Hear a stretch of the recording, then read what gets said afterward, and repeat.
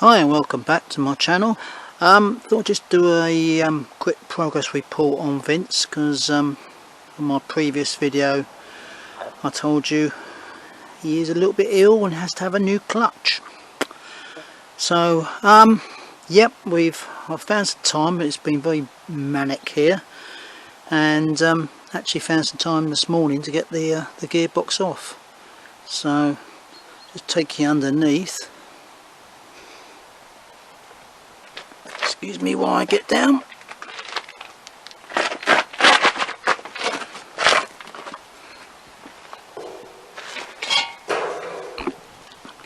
So if you look in there,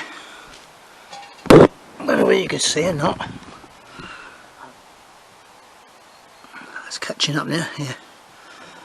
So we got no gearbox.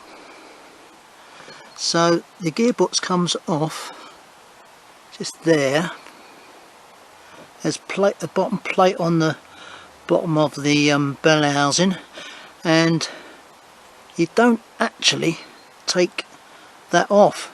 That stays, and then you pull obviously take your prop shaft off, or your gear change, slave cylinder, and you just literally there's a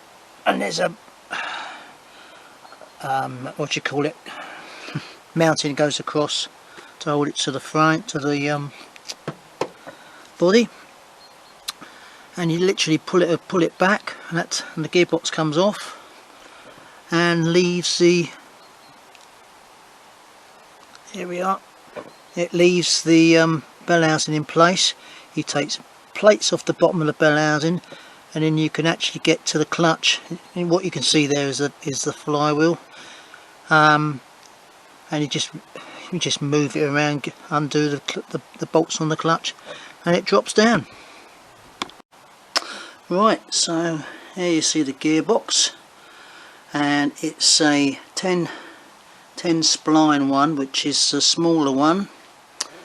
It's 7 1/4 inch plate on it. The plate is, I thought it's going to be cogged up with oil, but it doesn't appear to be. So, and although it hasn't actually caught the rivets yet on it, they're very low, and it had only just started to slip going up sort of steep hills here in Cornwall. So about another 500 miles or something like that, we would have had problems. I've located a plate, a Borg & Beck plate, which is one of the originals. Wasn't overly expensive, it was enough. There is actually no reason, once that's cleaned up, to replace that. Springs are all intact, fingers are good, there's not much in the way of tram lines on that. I'll take that down a little bit with some emery, and that'll take all that movement off. There's no oil contamination there, what I can see.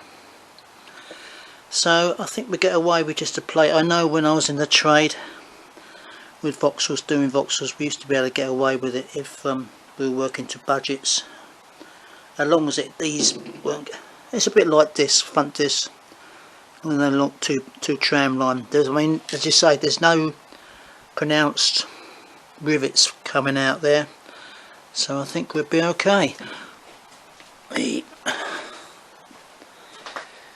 I'm trying to locate a tail shaft oil seal, because I think that's suspect, but whether I can get hold of one or not, I don't know.